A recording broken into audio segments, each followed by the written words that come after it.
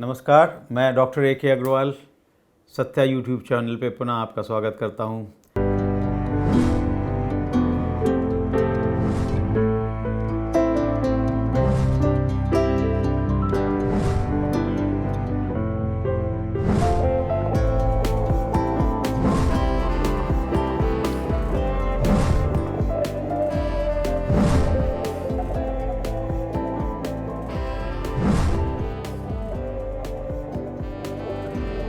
और आज हम बात करेंगे एक बहुत ही इम्पॉर्टेंट टॉपिक पे, जो कि है आर्थराइटिस, गठिया। हम जानते हैं कि हम लोग गठिया नामक बहुत ही लाइलाज बीमारी से परेशान रहते हैं। बहुत सारे लोग, अक्सर देखा गया है किन्हीं न घर में कुछ ना कुछ मेंबर्स को गठिया अवश्य हो जाती है। इम्पॉर्टेंट आज ये समझने की है कि क्या सारी गठिया, सारी आर्थराइटिस एक ही जैसी होती हैं या उनमें कुछ भिन्नता भी है। तो आज हम बात करेंगे एक ऐसी स्पेशल आर्थराइटिस की, जिसे कि रूमेटॉयड आर्थराइटिस कहते हैं। क्योंकि अक्सर ऐसा होता है कि जब मैं डॉक्टर के पास जाते हैं, हम लोग गठिया बताते हैं तो एक ही दवा हो सकता चल जाए और उस दवा से वो पर्टिकुलर गठिया ठीक ना हो, और हम कंटिन्यूस दवा लेते रहते हैं और ये सोचते हैं कि आराम क्यों नहीं मिल रहा है। एक्चुअली आराम इसलिए नहीं मिलता कि जब तक हम ये पर्टिकुलरली नहीं समझेंगे कि किस प्रकार की गठिया थी, तो उसके लिए कौन सी स्पेसिफिक दवाएं हैं, कौन सा स्पेसिफिक ट्रीटमेंट है, क्या स्पेसिफिक खाएं, क्या करें क्या ना करें, तब तक हमें पूर्ण फ़ायदा नहीं होता है। तो आज हम बात करेंगे रूमेटॉयड आर्थराइटिस की। आइए जानते हैं क्या है रूमेटॉयड आर्थराइटिस। सबसे पहले तो ये रूमेटॉयड आर्थराइटिस, जो कि एक ऑटो इम्यून डिसीज़ है। ऑटो इम्यून डिसीज़, आप सोचेंगे ये मैंने क्या बोल दिया, इतना टेढ़ा मेढ़ा सा शब्द। ऑटो, जैसे कि कहते हैं, ऑटो मतलब सेल्फ, अपने आप में। इम्यून मतलब कि इम्यूनिटी, जैसे कहते हैं कि इसके अगेंस्ट आपकी ताकत काम करे।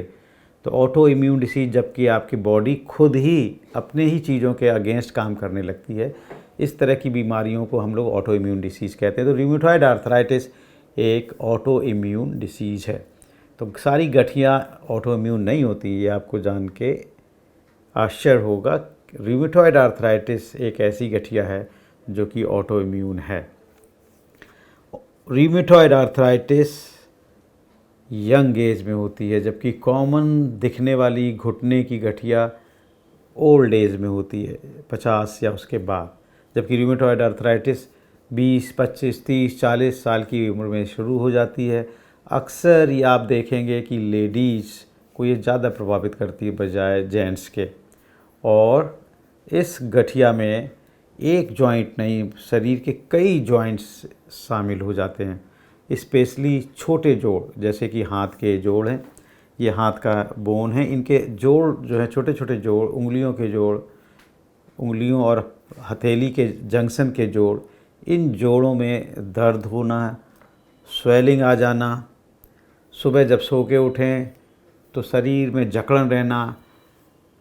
कहते हैं कि सो के उठे लेकिन हम तुरंत काम पे नहीं जा पाते। बच्चे का नाश्ता मैं तुरंत बना नहीं पाती हूँ, मुझे 5-10 मिनट लगता है उठ के चलने में, तब थोड़ा शरीर हमारा नरम पड़ता है और तब मैं चलती हूँ।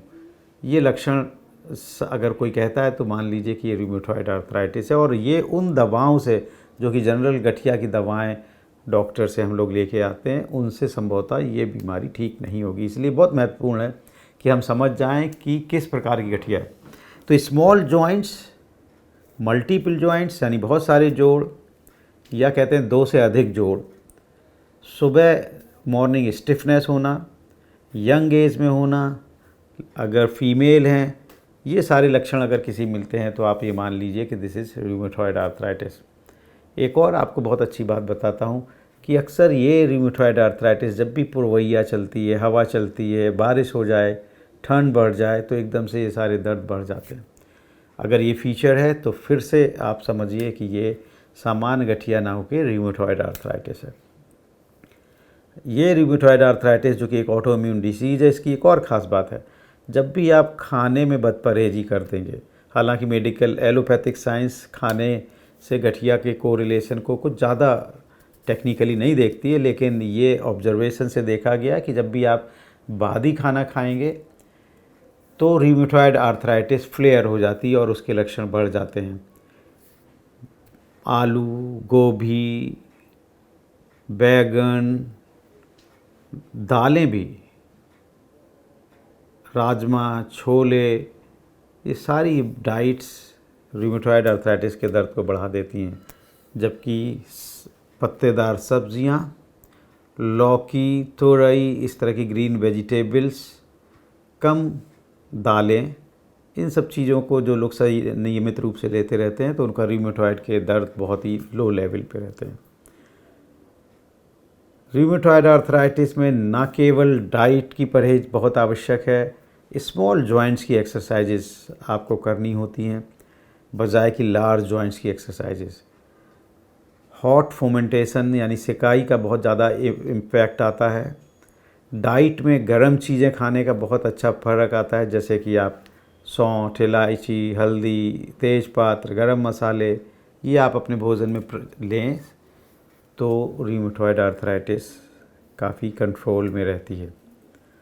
ठंडे पानी न केवल पीने में बल्कि हाथ काम करने में, जैसे कि कपड़े धोने हैं, गर्म पानी में धोएं, ठंडे पानी से बचें क्योंकि इससे ये वाली विशेष आर्थराइटिस फ्लेयर अप हो जाती है।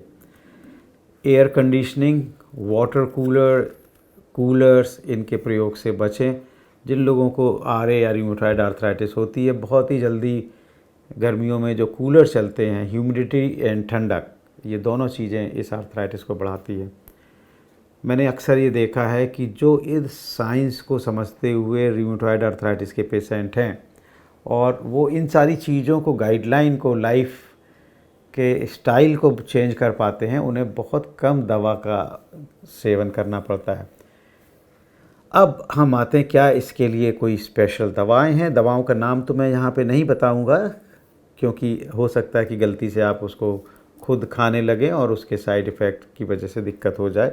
लेकिन हाँ, ये अवश्य जान लीजिए कि ऑटो इम्यून डिसीज़ की DMRD यानी ड्रग मॉड्यूलेटरी मेडिसिन्स अलग होती हैं, वो लेनी चाहिए डॉक्टर के प्रिस्क्रिप्शन से, और उनसे बहुत जल्दी आपकी रूमेटॉइड वाली प्रॉब्लम, जो कि आप कई महीनों और सालों से परेशान थे, कह रहे मैं डॉक्टर के यहाँ भी जा रही हूँ लेकिन ठीक नहीं हो रहा है। वो ठीक इसलिए नहीं हो रहा था कि उस पर्टिकुलर आरए को डायग्नोसिस नहीं बन के उस पर्टिकुलर मेडिसिन को नहीं दिया गया था। जैसे ही वो मेडिसिन जाती है, आप रूमेटॉइड के लक्षणों से निजात पा जाते हैं और आप अपने डे टू डे रूटीन को बहुत एफिशिएंसी से पूरा कर पाते हैं। सुबह जल्दी उठ पाते हैं, बच्चों को टाइम से स्कूल भेज पाती हैं, नाश्ता समय से बना पाती हैं और आपकी बॉडी स्टिफ नहीं रहती, आप एक्टिव हो जाते हैं। तो टू समराइज़, मैं आपको बताना चाहता हूँ कि अब सबसे पहले आप अपनी गठिया को पहचान लें।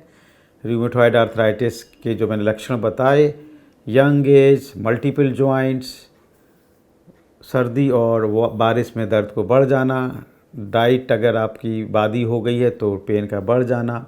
अक्सर ऐसा भी देखा गया कि ये फैमिली में कई सिस्टर्स हैं, आप अगर, तो हो सकता है 2-3 सिस्टर्स को ये हो सकता है आपकी माँ को भी ये रहा हो और आपको भी हो जाए। तो ये आर्थराइटिस जैसे ही आप पहचानें, आपको शक हो कि आपको शायद ये रूमेटॉइड आर्थराइटिस है, तो आप ऑर्थोपेडिक सर्जन के पास या रूमेटोलॉजिस्ट के पास जाएं, इसकी स्पेसिफिक दवा लें, जो लाइफ स्टाइल चेंजेज हैं वो करें।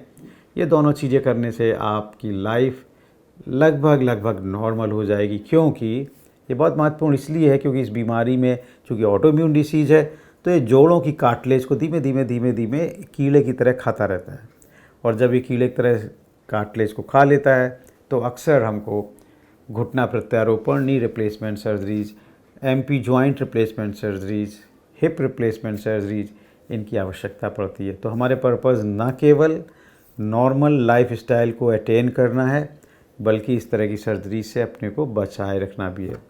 इस बारे में आप जो भी और क्वेश्चन पूछना चाहते हैं, इस YouTube चैनल पे आप क्वेश्चन डाल दें, मुझे समय मिलते ही मैं जवाब दूंगा।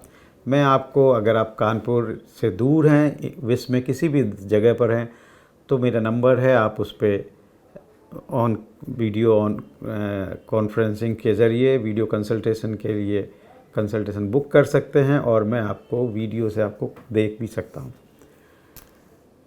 इस चैनल को देखने के लिए इसको लाइक करें, शेयर करें और सब्सक्राइब करें, अपने दोस्तों से भी बांटें।